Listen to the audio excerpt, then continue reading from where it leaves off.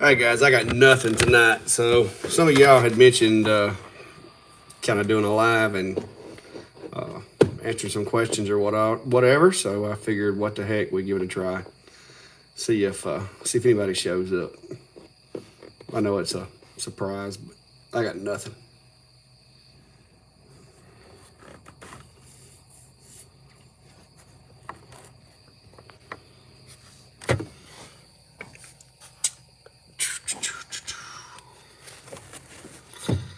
Hey, yeah, I got nothing to do tonight, guys. So I figured I'd just do we just do a little Q&A, a little live. If I can figure out how to work this. I'm trying to practice up. I got an event coming up tomorrow night, and I plan on doing a live from there. Good evening there, K9 Cavern Homestead. Huh. Where y'all located? Let's see if I can figure out how to get the, bear with me. I'm trying to see the comments. Top chat, live chat. There we go. All right. All right, hey there, is that Gleek Junkie? Y'all guys, excuse me from not being able to see. Hey Larry. Guys, I got nothing tonight. I have been running my rear end off this week. So I got the air assist in, the nozzle for the Mon port, but that was a bust. It was a bit of a letdown. I put the thing on there, and I'll show you guys what happened. Well, what do I do with my little piece? Here it is. Now, keep in mind, guys, this is way out of my normal way of operating, so y'all bear with me on this camera thing. But I put the nozzle on the Mon port, and that's what I got from just a burst. So I was getting some, I guess you could consider it a muzzle strike or a baffle strike coming out. So I've shipped that thing back through Amazon. Try a different brand. I do want an air assist on the Mon port, but that was definitely not the brand for me. So guys, this is very informal, and I'm gonna try not to make this too crazy, but some folks had asked me told me that I should do a live from the shack and answer questions and whatever. Just added a Mon port. Tell me it wasn't the blue 3, but no, it was an aluminum nozzle. I think it was Cloud Ray was the name of it. It was on Amazon, and it looked good. I mean, the threads were a little sloppy, like the machinist, just maybe it was a Friday piece or a Monday piece. After the machinist had been hung over, was waiting to go get drunk or something. I don't know, but the piece just didn't fit together right. And I tried everything I could. The two pieces where they slid together, there was so much slop that I couldn't get the exit hole to line up, and I got frustrated with it, and I sent it back. I'm gonna do some more research and try to find another one. I did see a couple of reviews on that one where it said that the machine quality of it was not great. So I'm gonna do some more research and maybe get another one. But I do want to put air assist on that guy, and I gotta get that portable out of here, guys. It's been a busy week. Hadn't been able to do a whole lot of videoing. I almost bought that one. Went with a cheap one. Well, let me know if you got one that works, guys. I mean, if y'all got a Mon port or a K40, the thing, I couldn't change the whole head out because the hole in this machine where the reflector and the nozzle goes down, the hole was too small and it wouldn't go through there. So it was a bust. It didn't say it was for a Mon port. So I guess maybe that's on me slightly, but good news is Amazon was gracious enough to send me a label. I dropped that guy off at the UPS store today and sent it back to him. And I'm gonna do some more research, try to find one that works. Let me see if I can figure it. Y'all bear with me, guys. Live is not my thing. I've got to learn it because I know there's a lot of people that like to kind of interact with lives, and I'm cool with it. Like tonight, I had nothing. I was really hoping to do a video tonight with the air assist in place and working, but it didn't pan out. But I have been busy this week, guys. As y'all know, I have been working. I don't know, y'all may not know about it, but let me walk out here. I'll show you something. Well, there's the cats coming in to eat. But this camera's probably gonna do very, very bad out here in the dark. Yeah. Well, you can kind of see. This truck over here, that guy's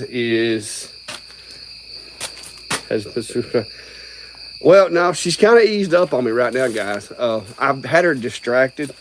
Hang on, I'm gonna open the door, maybe it'll get better. I've had her distracted. I'm gonna give you sit down right here. This is the truck that some of y'all know about, that you've seen in my videos. It's my 2005 F-150. And guys, this thing, it has been run through the ringer. I mean, it's still a good truck, but it's got 192,000 miles on it. I have been truck shopping for 6 months or a year, maybe. And guys, the good Lord decided that it was my time to get a truck, because me and my wife had been discussing trucks, and you know, we come to an agreement that I wasn't going to settle, that I was going to hold out, because this is going to be the truck that carries me into retirement. And so I'd been shopping, I'd been looking at dealerships and just drooling over different trucks or whatever. Well, then lo and behold, the other day, I guess it was just kind of in the cards, this guy showed up at a dealership right here in Clinton, and the price was significantly cheaper than anything I had found anywhere else. And so I bit the bullet, bought it, and now I got to get rid of the beast out there, and give you a little backstory, kind of do a little sharing while we're here. Y'all know I'm in law enforcement, and I have been for 22 years now. Well, a few years ago, I was doing storm response. I have been to Hurricane Sandy. I have been to, back in the day, one of my first storms was Hurricane Katrina.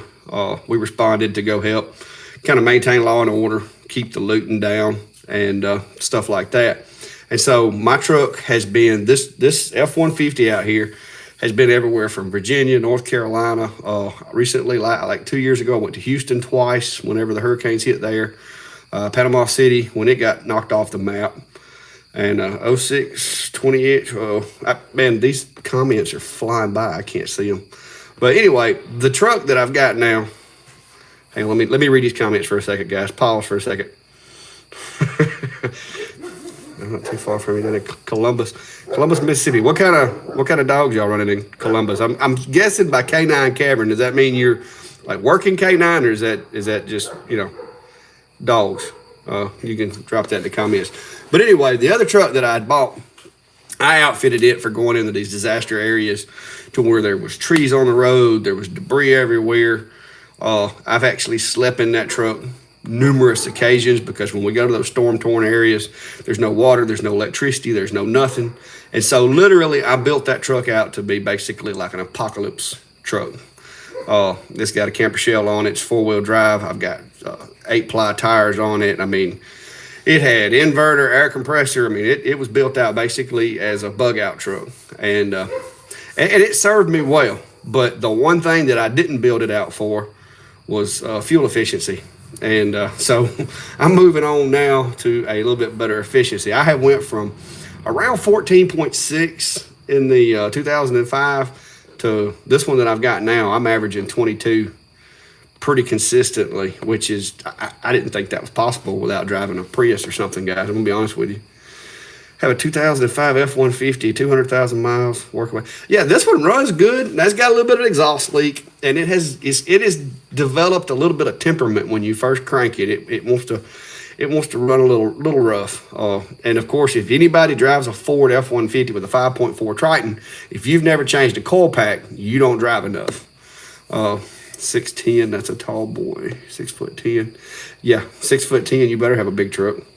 You just about need to get like a crew cab and take the front seats out at 6'10". I'm like 6'1", and I can't. My wife drives a Hyundai Santa Fe, which is silver, and man, I'm telling you guys, she's been making me on long trips. She's been making me take her car because mine got such bad gas mileage.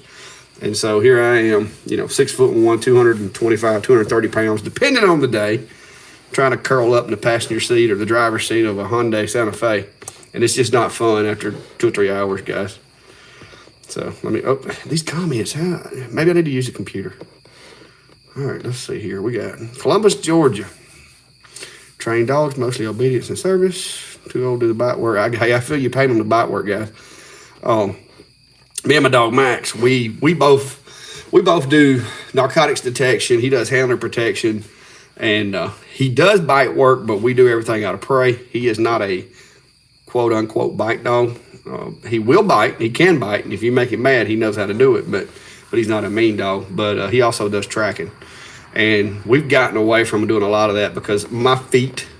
I had a wreck at work years ago, guys, and if the good Lord hadn't been in the passenger seat with me, I'd have been dead. One day I'll share that picture with y'all of that car because me and a sweet gum tree tried to occupy the same space and it just didn't work out real well. But it mangled my left foot. It mangled it up pretty good. It took them 3 hours to separate me and the vehicle. And when they got me out, I was 25 years old, working out every day, hard charger. They kicked me out of physical therapy after like 2 weeks, said that I was good to go. Fast forward 20 years, and that injury from that accident haunts me daily. I've got scar tissue and everything on my foot, and it hurts. It hurts to run. 2007 F-150, 205,000, just died. Ooh, that's not good when you run them to the point that they die. Thanks there, Nashville. Been there a few times. Nice place. Traffic's not great. Traffic on 65 in Nashville is not great, but Nashville's pretty good, pretty decent town. Been to Opryland once or twice. You got to go there once. If you're ever in Tennessee, especially Nashville, you got to at least go see the Opryland at least once. Let's see what we got here. I'm trying to read these things. It keeps disappearing, guys. I'm going to have to learn how to work this. But if you got any questions or anything or just whatever comments, now's the chance, guys. This is not a this is not a recorded video. This is actually me in the flesh here doing nothing, doing absolutely nothing. I just got through putting up a bunch of stuff that I found in the truck. I found game cameras I didn't know I still had. I found all kind of hunting accessories. Apparently, at one time I had a bad habit of losing rolls of 550 cord because I cleaned my camper shell out on the other one and found enough 550 cord to string up a new parachute. Houston, Texas. Wait a minute. If I touch it and move it, it appears. Check it in late. Hey, don't worry about being late, guys. This was just kind of spontaneous. I told my wife, I was like, I have nothing for content, but I kind of need to let everybody know that I'm still here and that I hadn't gave up. It's just been a busy week between work and the new truck. Trying to get it going. It's been a booger. The truck is a crew cab 4x4, just about a 6-foot Silverado. Yeah, 6'10". Oh, I can't imagine life 6'10", guys. I'm having a hard time getting an enclosed trailer for the portable clack shack because they don't make them to where I won't crack my skull trying to go in the back of it. 2007, 2005 miles, 5'7", 3/4. Yeah, if you're 5'7", F-150, you definitely got plenty of room. And you wouldn't have the problem that I'm having with the enclosed trailer because apparently enclosed trailers only have a 6'3" ceiling, and the doors on the back of those enclosed trailers come to about right there, and that's where you wind up meeting them when you're trying to unload your stuff. Looking into an X tool, which model? Nancy, I'm gonna say that depends. That's kind of in the laser world and in the IT world. It depends. If you see yourself doing more engraving and less cutting, or if time is not a concern, of course the 10 watt does most things that the 20 can do. But if you're planning on doing a lot of cutting, or if time is an issue for you, like you're doing a lot of repeat projects, then I would probably step it up to the 20 just because it does work so much faster. And you can get through those projects. So it really depends on how you plan on using it. A new combo. They're coming out with a new. Yeah, I saw a live on X-Tool popped up sometime one night this week, but I've been having to do my taxes for the Clack Shack and stuff, and it's just I haven't had a chance to sit down. I haven't watched TV, YouTube, or done any research, anything this week. What's in the new combo? Just if you're informed on that, Albert, let me know what kind of combo is it. Feel free to drop that in here. Hello, Pennsylvania. I have been there before, so I'll let y'all know if I've been to Pennsylvania or if I've been to where you live. But I have been to Pennsylvania, North Carolina, been there. California, never been there.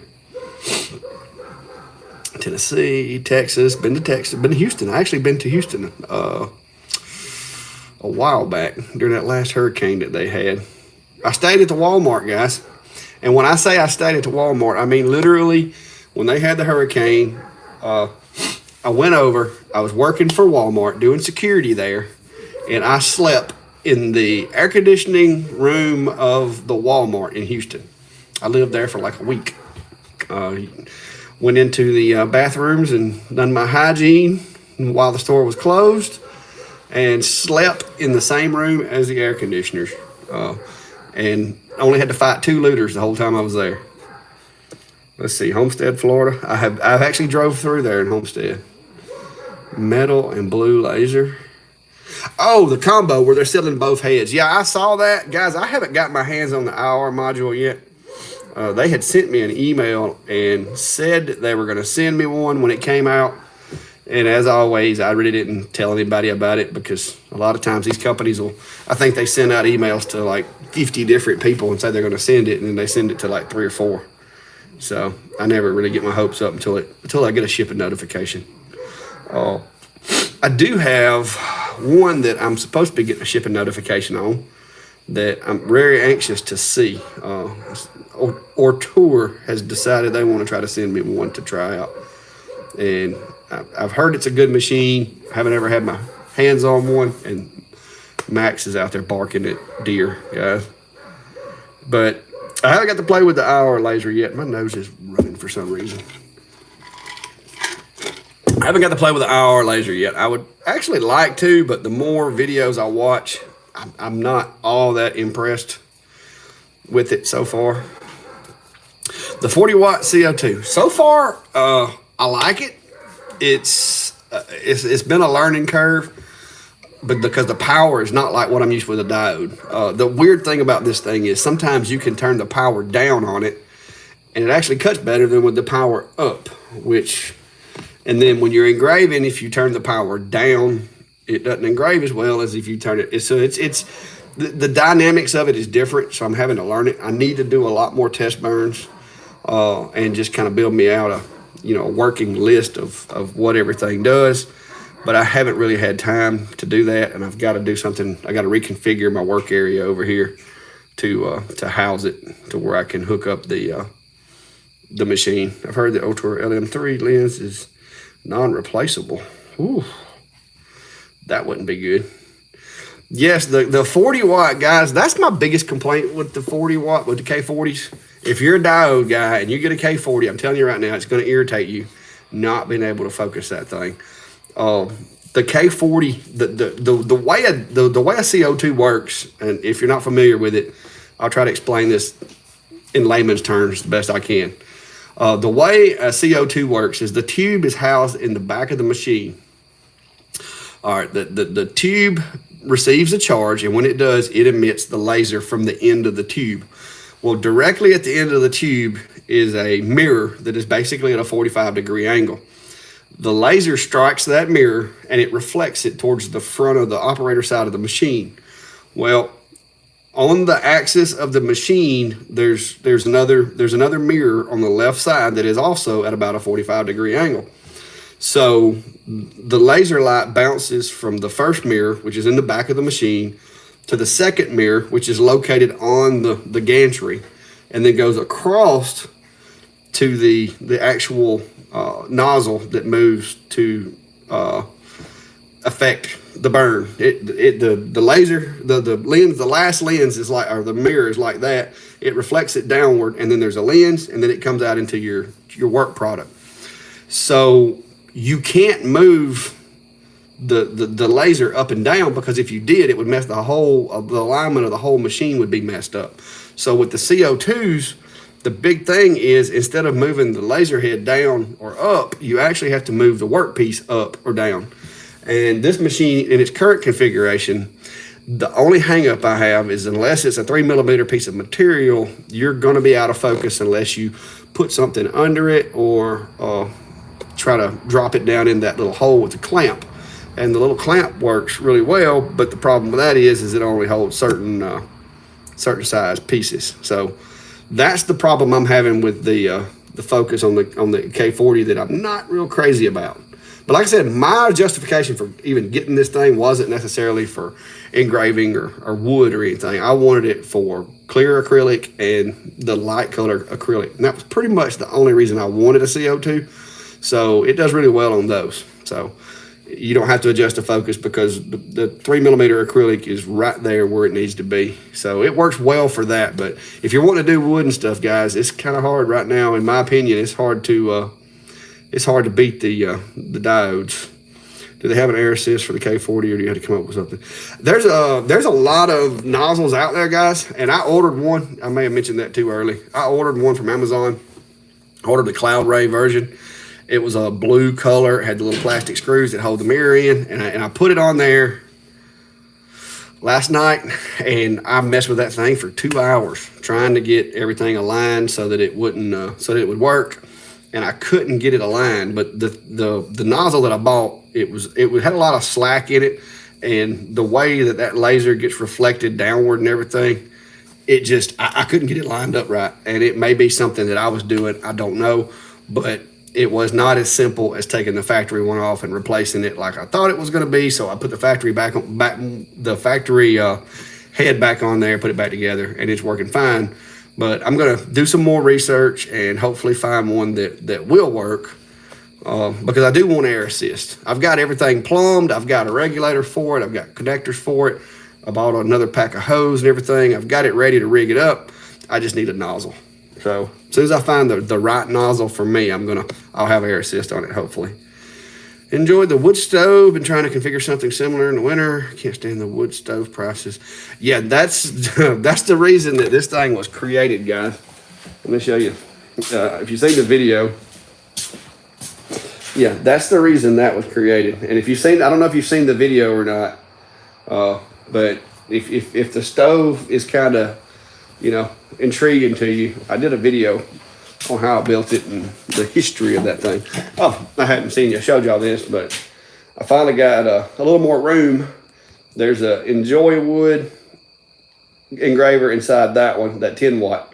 I actually like that machine, so I haven't gotten rid of it. And my 10 watt X tool is in the Comgrow enclosure right above the air hose. And then that's a Niji 3 hanging there behind it. So I had to hang all that stuff up to get it out of my way because I got to have that area for stove covers.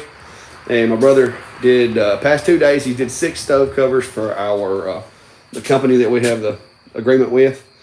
And as you can see, it's a mess in here, guys. I know some folks have asked, what's the random things? But I'm a bit of a tool hoarder of sorts, guys. And so somebody had asked me about this. So I'll flip the camera around and we'll just kind of walk around and I'll show you what a mess this is. All right, so the random things, as everybody calls it. All right, you got that's a trap right there for catching possums or raccoons or whatever when they try to dig into my chicken pen. Then I just got some shovels. That's a decocking arrow from a crossbow that I've broke 2 or 3 times, but it still works. Kindling bucket. Little starter pieces of wood there, some firewood.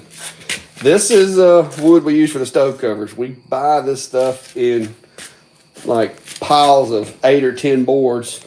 These are the little scrap pieces that come off of the stove covers. These I make into lanterns or little small picture frames or whatever else I can come up with to make out of them. I don't like throwing away wood, but if I get too many, they will get chopped in shorter lengths and made into firewood. But just random stuff back here. This is a lot of the wood that I've cut off the sawmill, and I hate throwing wood away, guys, especially when it's got character. So I just kind of stack it here until somebody needs it, keep it dry. There's a couple of stove covers that have been made into a panel, but we haven't gotten the order for what name needs to be put on them or anything, so we haven't engraved them. And I need somewhere to put this stuff, guys. I'm running out of space. There's the lathe down there at the bottom. I haven't got to play with that as much as I'd like. I got a bunch of hose and fittings and everything from my dust collection system. This is all honeybee stuff here. These are frames.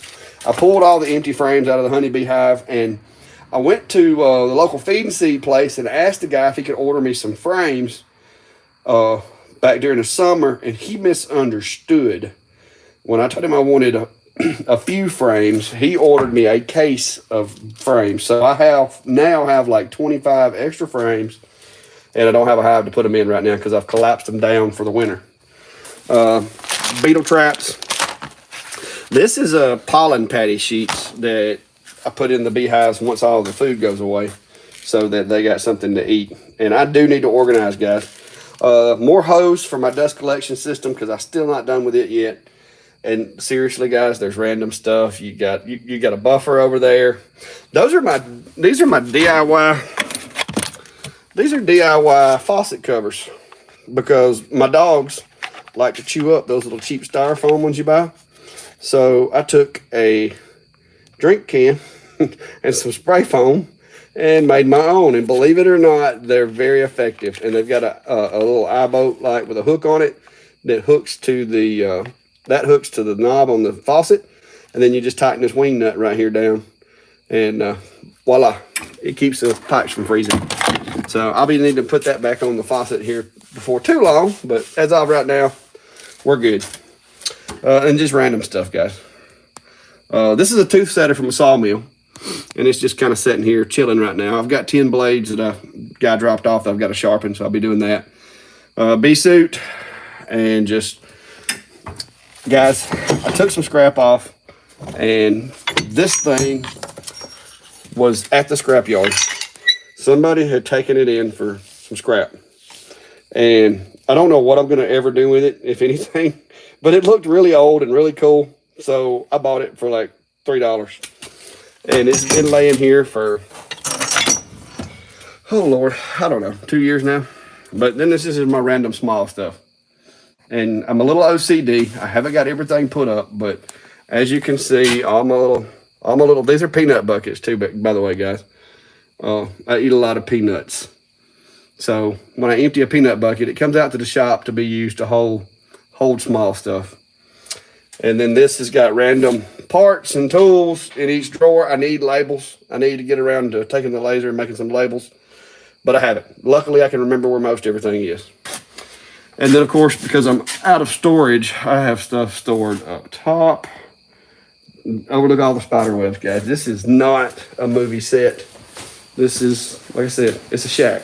It's the Clack Shack.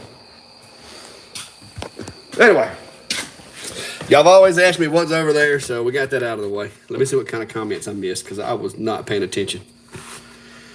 Huh. Dust collection. Yeah, hang on. Well, guys, the Clack Shack expansion is going to be put on hold temporarily due to the purchase of a truck. So maybe one day. But yeah, guys, that's what I wound up going with. It's a win. I ordered it off of Amazon. Luckily, I was able to just cut me a hole in the side of the shack here because it's, whatever. And I just blow it out on the ground outside. Did a little creative plumbing. And the plumbing just kind of goes up across the roof, and then it drops down to my machines. And I bought these little gates right here that you can cut off whichever machine you're not using. And apparently my brother was using the table saw last because that one's on. And the planer stays pretty much hooked up to it all the time. This planer also has a built-in blower. So, but yeah, that's handy right there, guys. That's why, even though my floor, you can see it's not great, but there's not an extraordinary amount of sawdust like there used to be. But yeah, the outside, I just take my tractor when I get too much piled up out there, scoop it up, and usually I'll take it up and put it in a chicken pen because the chickens like to scratch around in it, and it kind of helps with the composting in the chicken pen because that's where we get the dirt for the tomatoes and peppers and stuff like that we plant in the springtime. Is we let the chickens compost everything for us. Can you extend over to your later setup to the exhaustive? I had considered that, but my only phobia was this. There's a lot of really fine powder in that dust extraction system. And my fear was that if in the event that I did have a piece of some type of material that got sucked in as fume extraction, that it might cause I don't know if you've ever heard of like a flower factory explosion, but if you get enough of a fuel and the particulate matter in the air gets to just the right amount, and you introduce an ignition source, it can make bad things happen. Just Google flower factory explosions or flower factory fire, and you'll see what I'm talking about. That was my phobia. That is also why I got the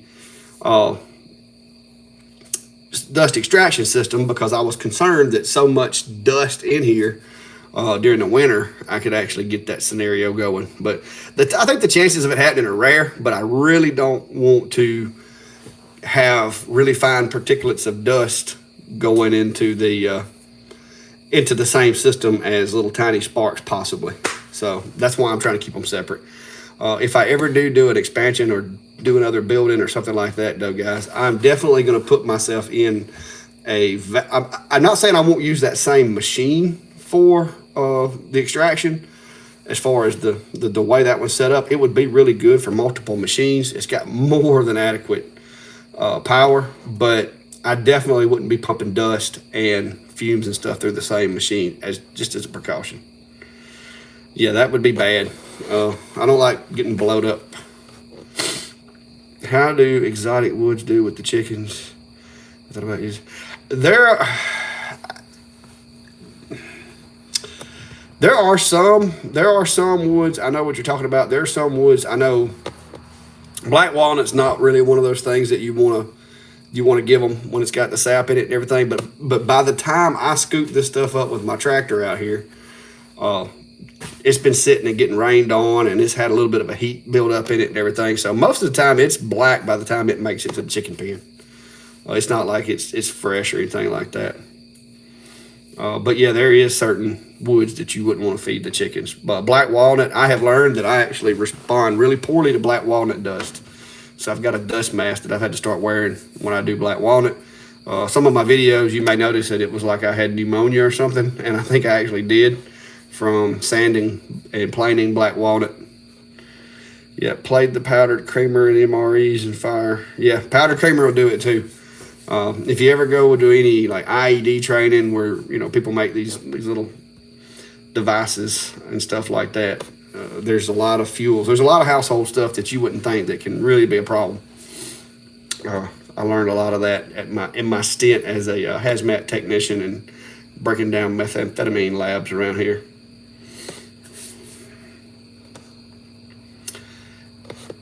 Yeah, black walnut. If you Google black walnut toxicity, there is a chemical in black walnut that can harm certain animals. Now, like I said, I think it's probably rare, but if they ingest too much of it, it could be a bad thing. And it actually affects people. I can tell you there's another one that a friend of mine cut that they call it Chinaberry here, but he had a really bad reaction to that. And cedar's a mild irritant, believe it or not, but it'll just make your nose run, the really fine dust. But the chips aren't really a problem with cedar, but the fine dust it'll drive your sinuses crazy, guys. But anything else, guys? Like I said, I hate to just sit here and run my mouth, but I had nothing. I mean, I got some things I need to be doing for tomorrow night, but I've got so many Christmas ornaments cut out right now. I don't know that I want to sell more than what I already have cut. I mean, hopefully the downtown, they're calling it the holiday kickoff tomorrow night. And I know me and May is going to be there. My friends over at Chestnut Hills Farms are going to be there. A couple of others have mentioned they might pass through that have channels, but I'm going to be over there with May. And so I was going to try to maybe do a live if things slow down enough to where we can. And I just wanted to kind of test the machine tonight and see See how it worked. But if you hadn't already, guys, hit that thumbs up button up there. I'm only batting about 50%. So I need a few more thumbs up. What woods you mostly use for cutting boards? It depends on the purpose of the cutting boards. I do two different types of cutting boards. There's those decorative, I just want to hang it on the wall cutting boards, and there's I'm actually going to be cutting up tomatoes on it, cutting boards. Typically speaking, when somebody asks me for a cutting board, I ask them, is this a decorative cutting board? Do you want it to look pretty, or do you want it to be functional as well as pretty? So what I usually do is, if they say, oh, I'm just going to hang it on the wall, then that pretty much opens it up to any wood at that point, because a lot of people don't know what kind of wood they do want. If it's going to actually be used to cut on, then I strongly recommend, which hickory, of course, is a good wood, but hickory is finicky. It's hard to keep it from splitting. Hickory does make really good cutting boards, but most of the time if I incorporate hickory, what I'll do is I'll use hickory and black walnut and white oak, and I'll do a glue up, run it through the planer, make sure everything's good and flat, and then I'll cut my shape out of that. It'll be a multiple wood cutting board, kind of like the ones you see the butcher block design. But black walnut is good for cutting boards. White oak, any kind of oak, pretty much, they hold up pretty well. Now, you need to treat whatever you use, because some woods have larger pores, chances of bacteria, so forth and so on. So you definitely need to treat it with some type of oil or wax or beeswax or whatever you got. Maple's really popular, especially if it's spalted. I think I've still got some over here. Let me go check. But it all looks kind of rough when you see. I forgot about cutting boards. That guy's heavy. This is a pecan, and it's really hard. Now the problem with pecan is it's so hard that as it dries, it's hard to keep flat. You've got to ratchet strap that stuff down in the kiln and make sure that it doesn't move. I'm not seeing any maple. I may have used up all my maple. But for the decorative cutting boards, a lot of times I'll just use poplar. Whoa, wait a minute. Look out, thumb. I'll just use poplar, because poplar has a really good tendency to get these nice little colors and stuff like that. So if it's just a decorative piece, I'll use poplar a lot of times. Cherry is another good one for cutting boards. Cherry is really hard, and it's not real heavy. The oaks and black walnut and all can get really heavy. The cherry's heavy, but typically it's not as heavy as the oaks to me. But like I said, it depends on what they want to use it for. Let's see. Keep cranking out those projects. Ooh, I don't know what that says, guys. Do you use MDF? What thickness do you recommend? I've never really played with MDF if you're talking about engraving or making anything with it much. MDF, the only experience I have with any MDF is like the countertop, tabletop type MDF. Eli Hughes. All right, guys. We got a star in the house here. Eli down there, and I want all y'all to say hey to Eli. My bratty little sister, that's her son Eli, and he is one of my biggest fans. I know this from my sister because she can almost repeat every video that I do. So hey there, Eli. Glad to see you. I have the same wind shop air filter fan. Oh, okay. Yeah, I got that too. That guy. That was my attempt at keeping the dust out of the air, trying to protect my lasers as well as myself. Canary wood is great. Never had any canary wood. You see, that's the problem with having a sawmill and just cutting up what I can find around here. I'm kind of at the mercy of whatever blows down in people's yards. I have got some mahogany that was brought to me, and that stuff's awesome. It looks a lot like black walnut with a little bit different color to it. Look there, Eli. There you go. Hey, you need to tell your tell your mom you're a co-star tonight. She'll love that. I'll be getting a text here in a minute, guys. But yeah, the wind. How long have you had yours Norbert, does it seem to work pretty well? Had any problems out of it? Because we're still in the testing phase of this stuff. Yeah, I was told, and I know this is going to sound crazy, guys, but I am from the country, a small town. I have never set foot in a woodcraft store. My brother-in-law, he's a contractor, and he goes in there, and he has told me that I need to put that on my list of things to do one weekend, and I plan to do it, but I just haven't had a chance. And I'm a little afraid to go into a woodcraft store because from what I've been told, I am going to be like a kid at Christmas in that place, and I'm afraid I will put myself in bankruptcy because y'all know I'm a bit of a gear freak. I buy stuff sometimes when I shouldn't.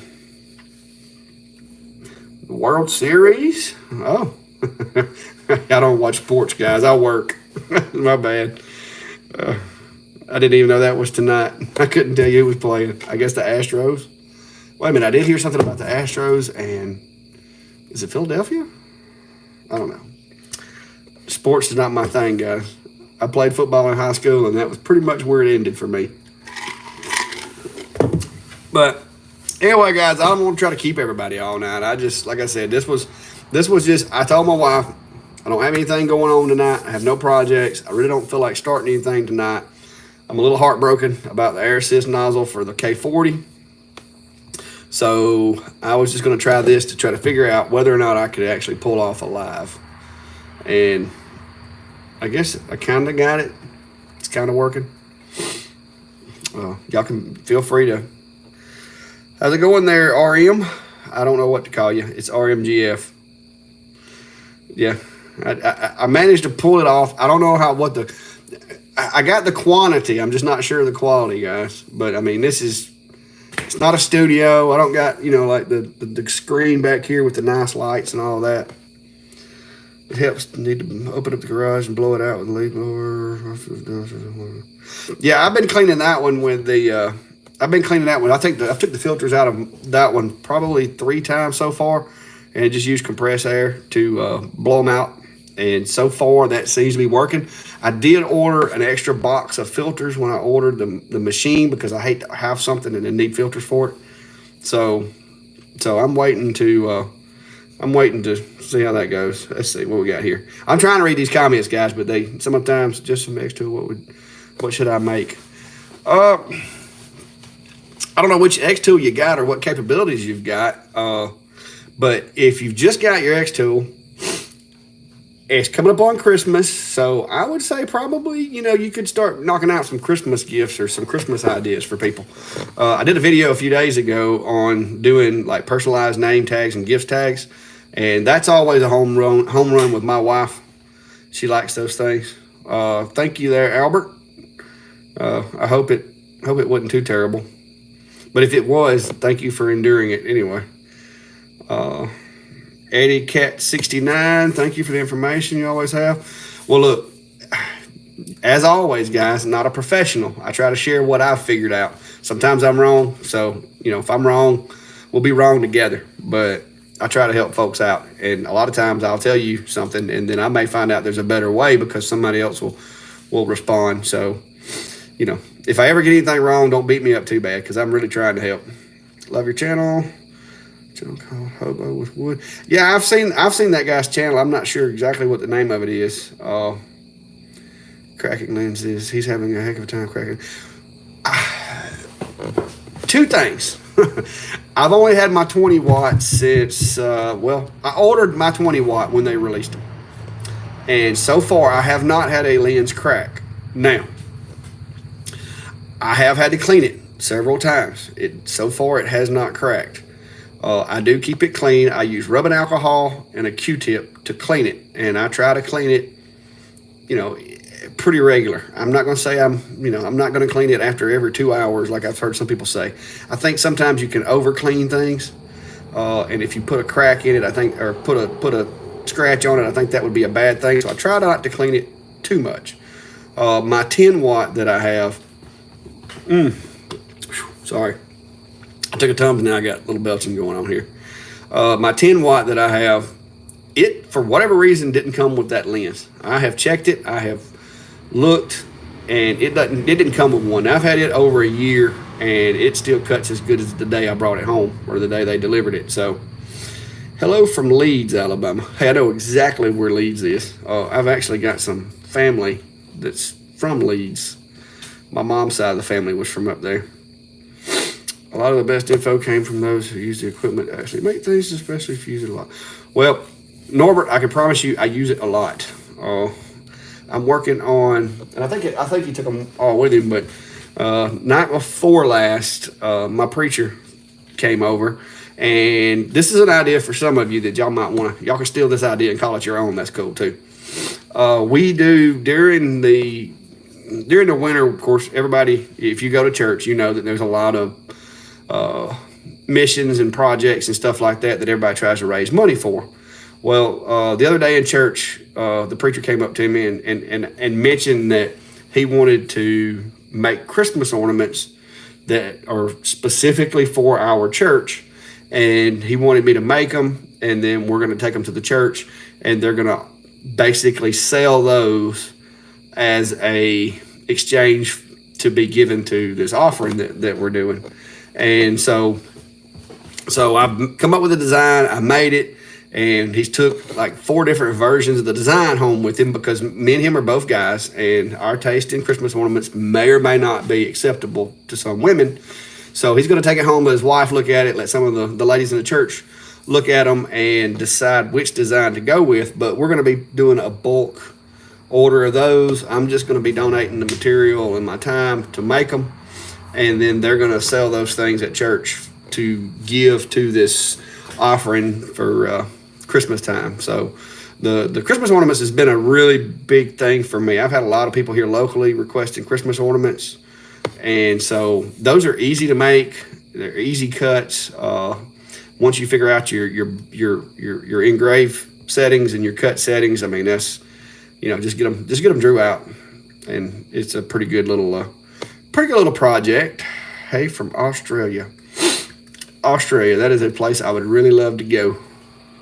Really, Everclear works great for cleaning lenses. Do you mean Everclear the beverage? That's awful expensive compared to rubbing alcohol. That guy must work at a store where you can get it cheap.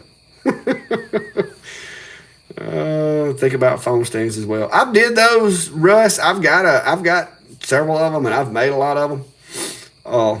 And maybe I should just advertise them more. I did sell quite a few of those when I first got my laser. I made them out of different types of wood. And if you can take and put the proximity charger inside your phone chargers, those are really awesome. And the way you can do it, if you make it out of a standard piece of wood, you take a router, or if you can do it with your engraver and get it deep enough, that's great too. But if you take a router and cut out a hole for that proximity charger to set in there, and then you can put something over the top of it to hide it, that's neat too, and just hide the excuse to have Everclear in the shop. Hey, if it works, I try to stay away from that kind of stuff.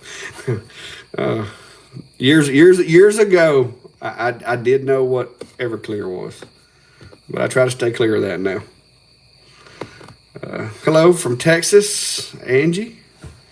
I think I either had a question from Angie recently or something. That name looks awful familiar.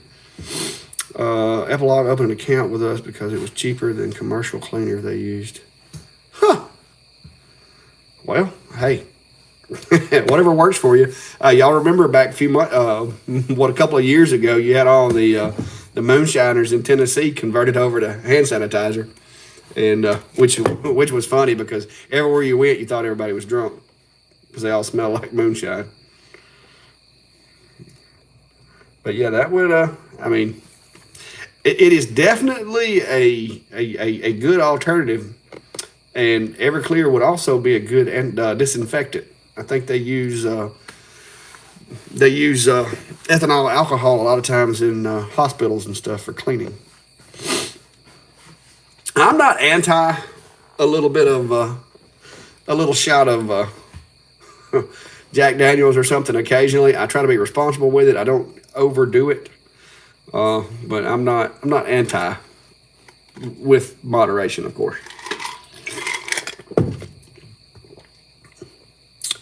Checking in from Virginia Beach. I have been through Virginia. Can't say I ever went to the beach there, but keeps you warm in the winter. Yeah, I can recall having some issues with being a little too warm from what was it they used to use Everclear for so much? Was it a flaming Dr. Pepper? yeah, that's it, Baptist. Well, you can, guns are okay. They're actually, and some of you guys are going to think this is strange, but they're actually having a men's day at the church. I think it's this weekend, and they're having a skeet shoot at the church. So that's Baptist, guys. I mean, that's about as southern as you get, is having a skeet shoot at a Baptist church, which is awesome. One of the first ones we did up there. I helped set everything up and provided the thrower and all. That was years ago. Job well done. Not sure which part you're talking about. I have been rambling a lot, guys. It's a good starter for Everclear starter for. We have fishing trips. Oh, for the church? Yeah. Request to engrave on guns. Okay. To B Bird and Kyle 74, 2-year comment. I have had requests, and I have done so on stocks.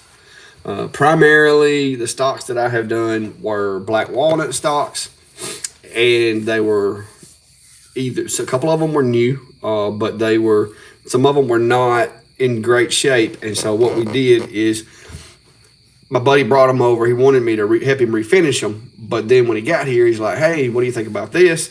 And so I have done the Gaston flag before over here on certain polymer weapons parts, some known as PMags. I have done a lot of, like I said, black walnut stocks. I've done a couple of grips for some wheel guns. I've done, let's see, what else have I done? A couple of my own personal that I've actually got. I would show them to you, but YouTube doesn't like that. And let's see, I've got a couple. I've done several, but it's wood. And one thing that I will say is make sure that, what kind of wood it is. It's hard to do a test on a stock, but there are certain parts that are hidden when it's put together. So if you need or if you want to test it, there are, when you take it apart, because I always take them apart before I put them in. Then try to find a place that's not exposed and just do like a little small circle or a little line or whatever to just verify the power that you want to use before you do it. And from experience, it is better to go too light than it is to go too hot. Because if you go too light and you don't touch anything and you've got your machine set up right, you can repeat it and not cause a problem.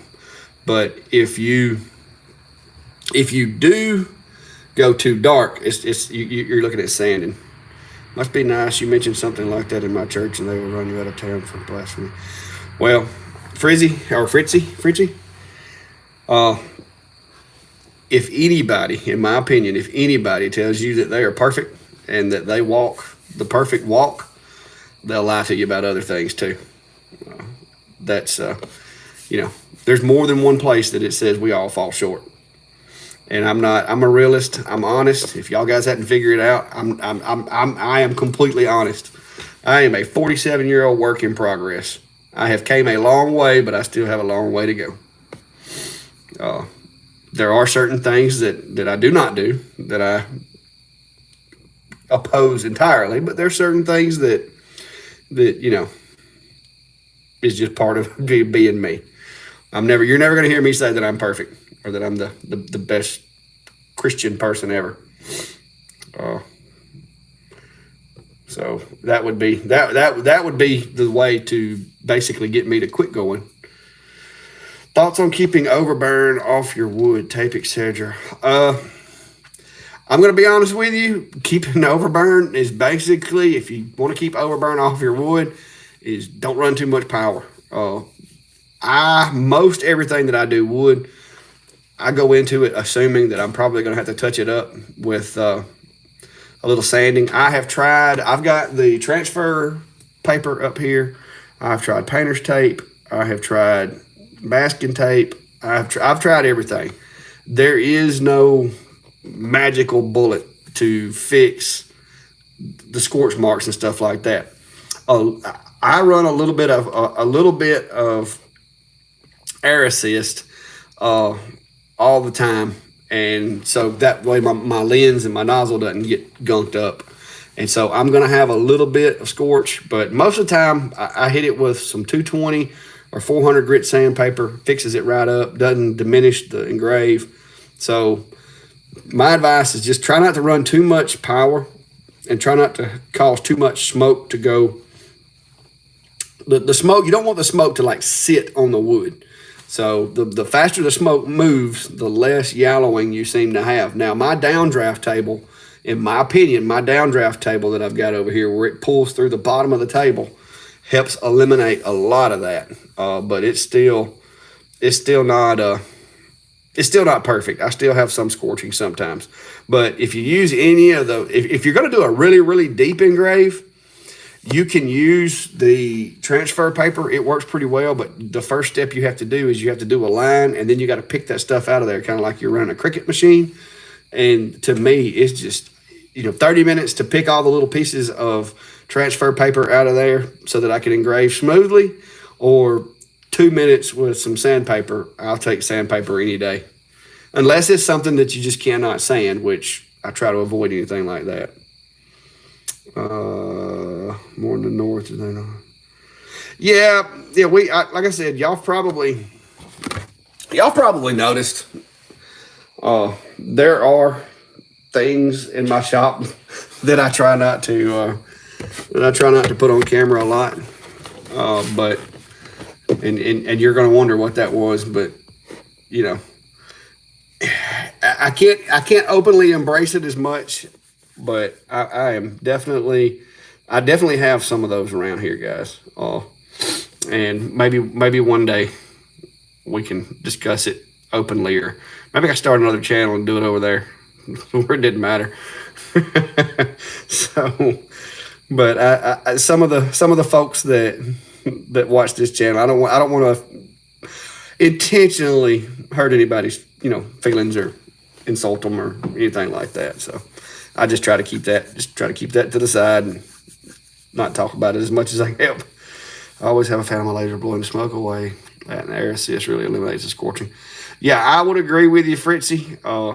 That's kind of the approach that I have. My vacuum table pulls a lot of air. Like I said, it's a shop vac, and so it pulls a lot of air out of the way, and it helps a lot. I'm gonna redo this secondary enclosure. I tried this approach because this was what most people had, but I'm gonna be honest with you guys. I have found that I like my downdraft better. I'm gonna upgrade the fan on this one and just try a bigger fan and do a downdraft on this side, on this enclosure over here. This is the Comgrow over here, and then I've got my X-Tool 20 over here. But I'm gonna do a downdraft design on that one, and probably even build me in a box in the bottom of the enclosure so that I can put a rotary in there and just leave the thing. And so that's a project that, I gotta get time off work, guys. I'm hoping that through the holidays and everything, maybe I get enough time off work that I can do some of this stuff. If not, 3 years from now, mark my word, when I retire, I'm getting this stuff done. Hopefully it'll be in 3 years. Okay, burn. Let's see. I'm 5 years older than Clack. 5 years, 52? Don't make me do math, guys. Y'all know I'm terrible at math. Anything over 10, I struggle.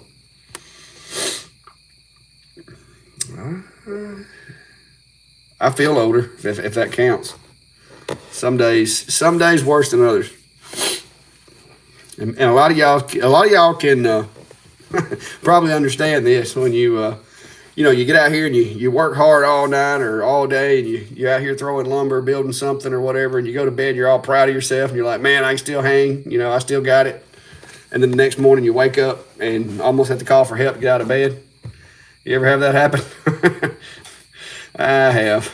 Or you just sleep wrong, and then you wake up the next morning and your neck doesn't move like it's supposed to, or your shoulder just won't quite get with it. Yeah, that's I've got like I said, and so if y'all ever see me hopping in my videos or hear me dragging my left foot, guys, try not to make too much fun of me. That is like I said, that was an on-the-job injury that I had that car accident, messed it up. $5 steak for you. Huh. What's that? What is this? Thank you for to cut the laser shield for the air system.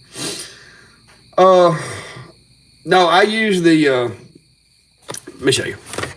You're talking about to cut the plastic shield, make it shorter on the there's a tip. I didn't know I could get tips, guys. I appreciate it. Thanks.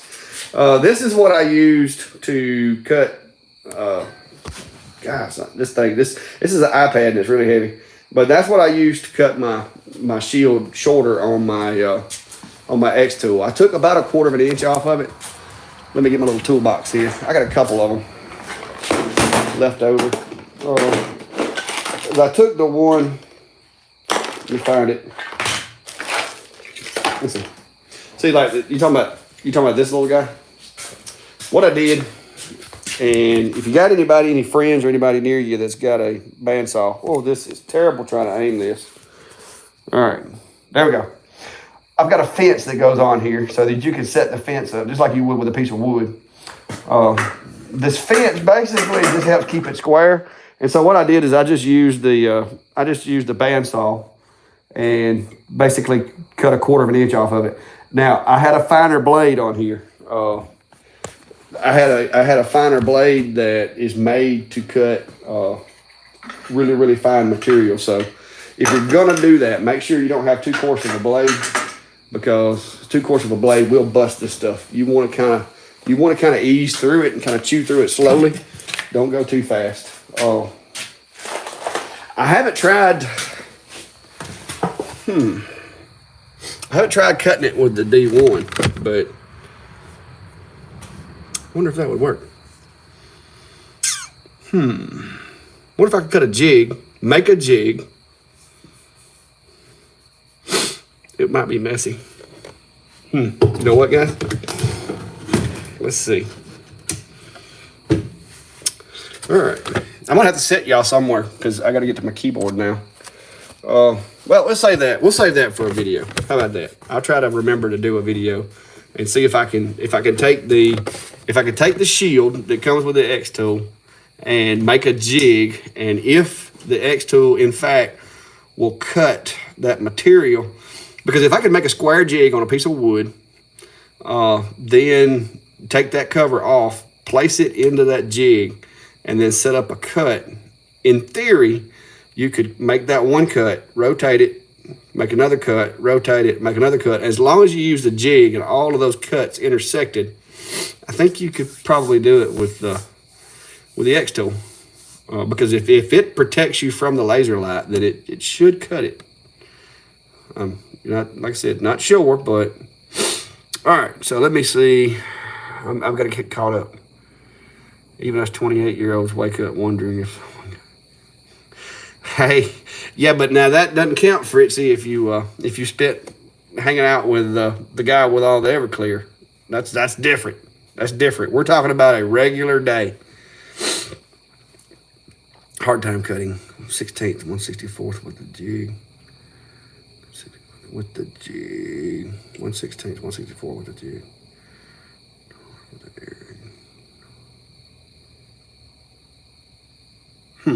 Not sure I understand what you're saying there, Gravy.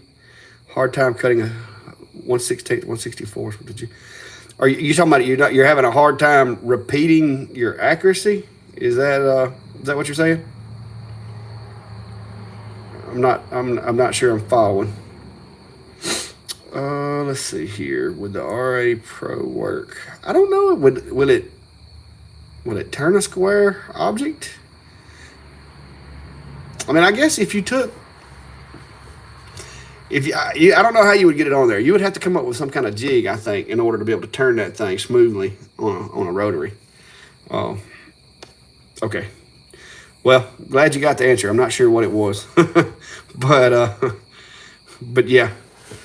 But yeah, I don't know that the RA2 would work. The chuck now. Wait a minute. If you got the chuck, I keep forgetting about the chuck. I gotta order me one of those. I need the chuck for mine because I've had a few times that I could have used it. When it's in focus, it runs into the jig. Oh yeah. I got you. Yes. If your jig is, there's two approaches to that there, Gravy. If your jig is made out of 4.5 millimeter, I think that's what Gravy is talking about. If your jig, like if you use one of my jigs and you make it out of 4.5, then you're cutting or engraving on something that is, say, let's say 0.5 millimeter thick, like a dog tag or a business card. Yes, you will have an issue if you focus it. You will have an issue with the lens in its original configuration that it can hit the material for the jig if your jig's that much thicker. Now, there's two ways that you can fix that. One, of course, like you said, you can shorten that cover and get that cover up away from it. As long as you don't have to go down deep enough for the nozzle to hit, then you're good. But the second way for that, Gravy, is if you use spacers. And I've got, well, I'll have to find them. But I've got spacers up here that are in the shape of dog tags and in the shape of business cards and that type of thing. And I think I've did a couple of videos about it, but you can take that spacer, even if it's cut from the same thickness of material, you can sand that guy down a little bit and put it back in there. And when you do, it raises the material up to where it's even with the surface of the jig, and that makes it work better. Yeah, I kind of agree with you there, Doctor. Oh, I'm gonna mess this one up, so don't be hating on me, Dr. Huddle. We're just gonna go with Dr. Huddle. But yeah, that would be a problem. As it flipped, the focus is gonna go way up and way down, and acrylic out of focus is gonna turn into a mess. So yeah, that's definitely a valid point. I think we'd be better off stick with the jig and just manually flip it. And what you would do is just, if you use a jig, just make sure you set a return to location to try to maintain as much accuracy as you could. And then if it was a little off, I think you could probably, especially if you have a sander, like a stand-up band sander, you could sand that guy and get it back smooth if you needed to. To be honest with you, I've got one around here somewhere. Not sure exactly where I got it, but they make a little small hacksaw. I just thought about this. That it's just like a little C with a real tiny, fine little hacksaw blade on it. You could, as long as you took your time and was really careful, just mark you a line all the way around it and take one of those little small, tiny hacksaws and get through there. That would probably be the most economical way if you don't have a shop full of tools, and less chance of melting it or having a fire. So yeah, that would probably be the and I wish I knew where that thing was. It's probably hanging over there. I use it for cutting the screen, when you're making screens, that little aluminum piece that goes around screens. I bought it for that. Let me see where that guy's at. Let me go over here and check and see what my saw is. See if this was my hacksaw. Look at there. See, guys, it pays to be OCD. There it is. It's a little tiny hacksaw, and it's got really fine teeth. So you know what? Let's see if it'll cut one of these. What'll I do with it? All right. Let me set y'all over here. All right. So this little hacksaw, and I'm just gonna, let me see if I've got a bunch of these. Which one is this? This is the factory one. All right, this is gonna be my sacrificial piece, because this is the factory this is the non-air assist one that come off my machine. So I'm going to use this as my sacrificial piece, and I'm just going to see. Now, I'm not marking it and all that, guys. I'm just seeing how well this thing will cut. Okay, it's going to be, I'm going to call that doable.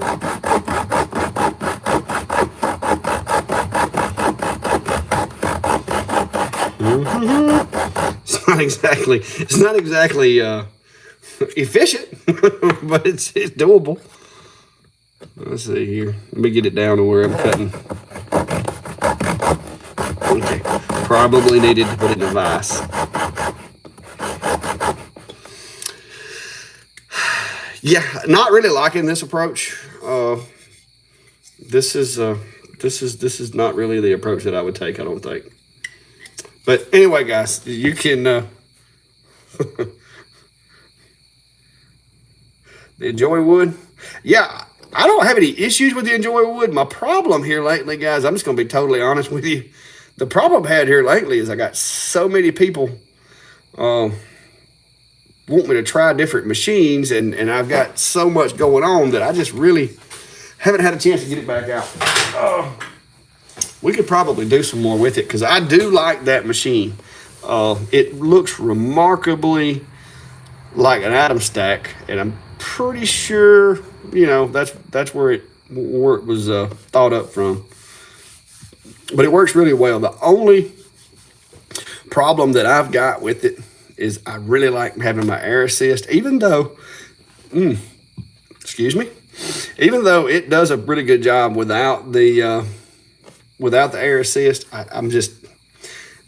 guess it's a mental thing. I just like having the air assist to use. I bought it and it seems to be a pretty good laser. I do agree with you on that though. It was a very sturdy machine, and I've got it up there. I just need to get it down, and like I said, it's just crazy, guys. I'm supposed to work 40 hours a week. Typically, my weeks are 50-hour weeks with everything that comes up along the way. And then by the time I get out here, make a video, and then try to go edit it. And like I said, I've been trying to get my sales tax stuff straightened out. Me and the state of Alabama don't agree on sales tax because I guess I'm just not educated in the ways of sales tax. But it just seems like for every dollar I make, I wind up giving back, 60 cents of it to the government by the time I'm done, and that just really annoys me some days. So I've been having to deal with setting up all my sales tax stuff because I've got these events, and when I collect sales tax, I have to send it to the state, and they are really particular about how and when you send it to them. And I learned a $150 lesson the other day that if you don't do your sales tax quarterly, you do them monthly. And if you fail to pay them monthly, even though you don't owe them anything, if you fail to send them a sheet saying that I don't owe you anything, they still charge you $50 late fee, even though you didn't owe them anything. And that really chaps my hide. So, well, I understand the reason for it, but, here's my thing. If you want everybody to do it and you don't want people trying to get out of it, quit making it so darn hard. Because, it's ridiculous. Oh, and I put my truck on Marketplace, and man, I tell you, people think I'm gonna get scammed. I guess they just keep. Yes, I do ours for the junkyard I work at tomorrow. Yeah, you better have that turned in by the 20th. I'll tell you that, because if you don't, that's $50 out your pocket, and it don't matter if you owe me anything or not. It's $50, and it will affect whether or not I go to other places. Because you have to, get a business license for that jurisdiction, and then you have to make sure all your taxes stuff is set up, and then after the event, you have to go in and create an account with them. It gets confusing. I'm having to learn all this, guys, because, like I said, I've always worked for the government. I guess you could say that sounds kind of bad, but I've always worked for the government, and then I was in private sector prior to that, and I've never dealt with it. My wife worked in business management, so she's familiar with a lot of it. But I did not know how annoying some of this stuff would be and how much it winds up costing you. Self-employed in Georgia, I feel your pain. Yeah, it's been a learning curve for me, guys, because up until about 2 years ago, I only I got paid on 1099s and stuff like that, so I'm used to getting hit pretty hard at the end of the year, but I was not used to having to pay taxes monthly, so that's kind of got me messed up. Where do you place your fan for the downdraft? Well, hey, there you go. There was a guy in here a while ago that was looking for, I think he was looking for a church that does shoots. Next week, we have a ladies' day at the range. Oh, that's cool. Did you have, now, if your church actually has its own range, I'll be impressed. Wow, once this is for California, I can say it's not bad like that. Here you're starting out. Once you make it noise. Or what do you think we are? What? Hang on.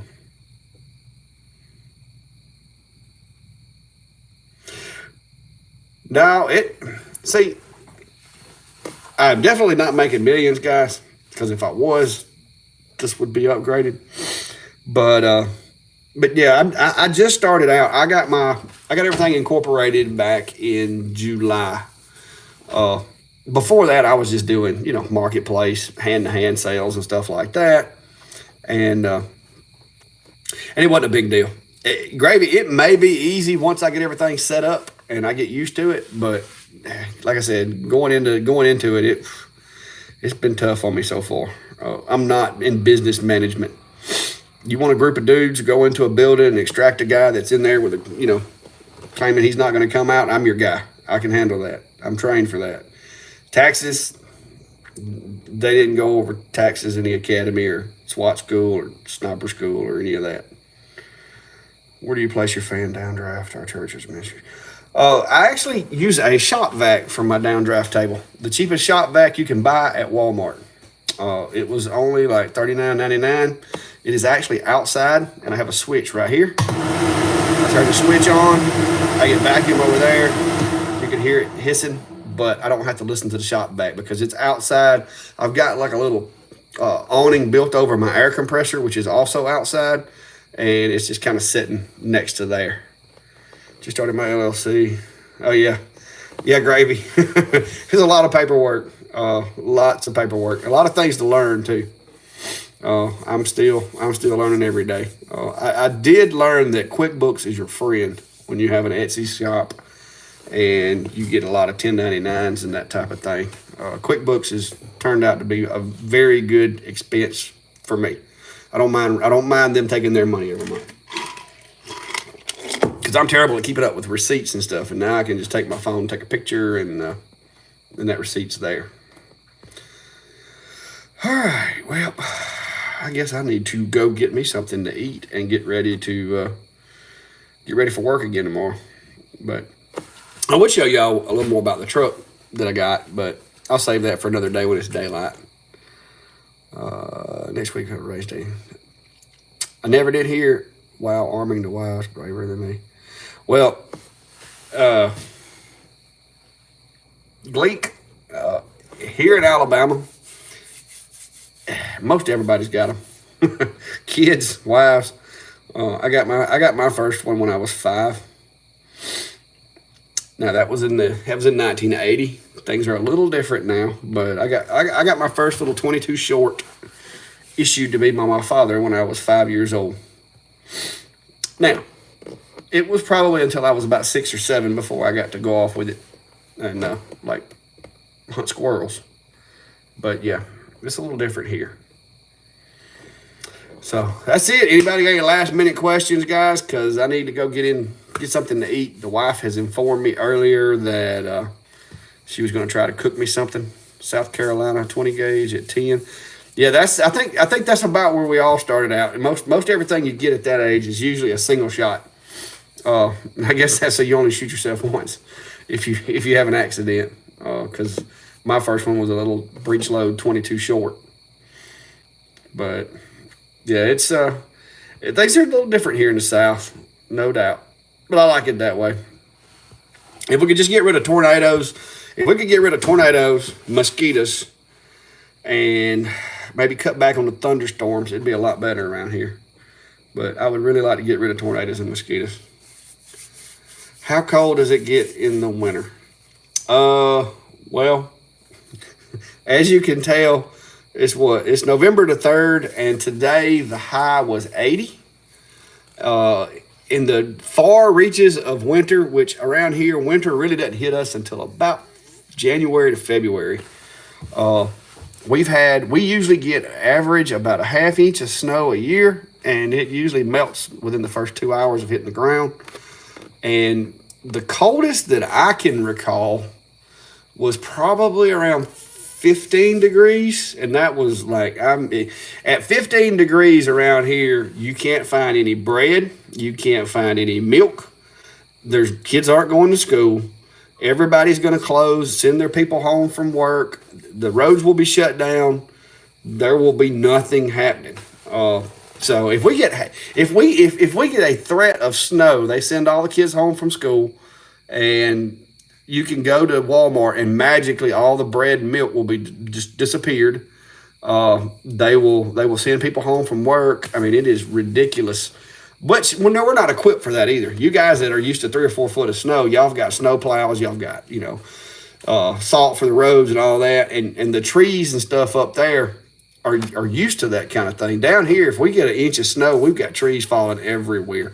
So it's a little different.